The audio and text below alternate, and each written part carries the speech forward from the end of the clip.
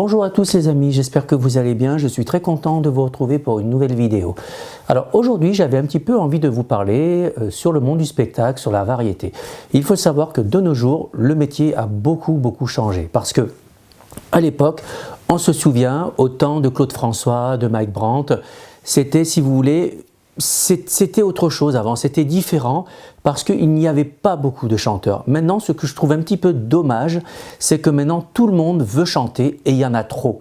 Il n'y a qu'à voir maintenant, quand vous regardez les émissions télévisées, il y a de la télé-réalité, il y a beaucoup de concours et malheureusement, ce qu'il faut savoir, c'est que dès que les projecteurs s'arrêtent, tous ces gens-là partent dans la nature, on ne les revoit plus.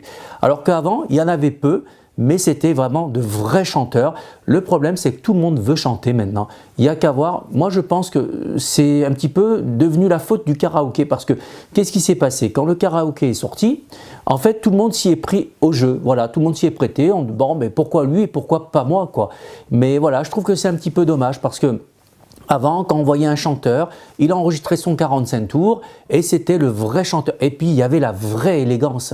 Il n'y a qu'à voir Claude François. C'était un vrai chanteur. D'ailleurs, moi je peux dire une chose, je le disais dans une des précédentes vidéos, que quand Claude François a disparu, le métier s'est arrêté. Je dois dire que le métier s'est complètement arrêté, même s'il revient maintenant, mais le métier s'est arrêté parce que Claude était quand même le phare de tout ce qui se passait autour de lui. C'était lui qui donnait le diapason. Mais voilà, je trouve que c'est un petit peu dommage parce que il n'y a plus cette magie comme on trouvait avant. Il n'y a qu'à voir aussi les émissions de Maritier Gilbert Carpentier. Quand on voyait ces émissions-là, c'était la vraie magie du spectacle. Et puis c'était le vrai respect de la scène. Chaque personne, quand elle venait, comme Joe Dassin, c'était le smoking, le nœud pape, c'était vraiment beau. Maintenant, c'est un petit peu de tout et n'importe quoi. Maintenant, quand on voit un chanteur arriver, ça va être le chanteur arrivé avec le piercing, le tatouage.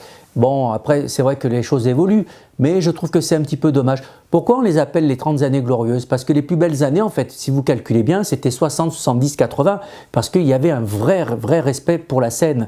Mais voilà, bon, après, les choses changent. Mais bon, c'est comme ça, les amis. Voilà, je voulais vous faire cette petite vidéo, parce qu'il y a pas mal de temps que je regarde des spectacles télévisés, et je trouve que c'est bien dommage, finalement. Quand vous voyez les spectacles d'avant par rapport à ceux de maintenant, tout a changé. Il n'y a plus cette magie-là. Mais bon, c'est comme ça. Voilà mes amis, j'espère que cette vidéo vous aura plu. N'hésitez pas à la liker, de vous abonner et de me dire en bas en commentaire ce que vous avez pensé de ma petite vidéo. Je vous embrasse mes amis. Ciao!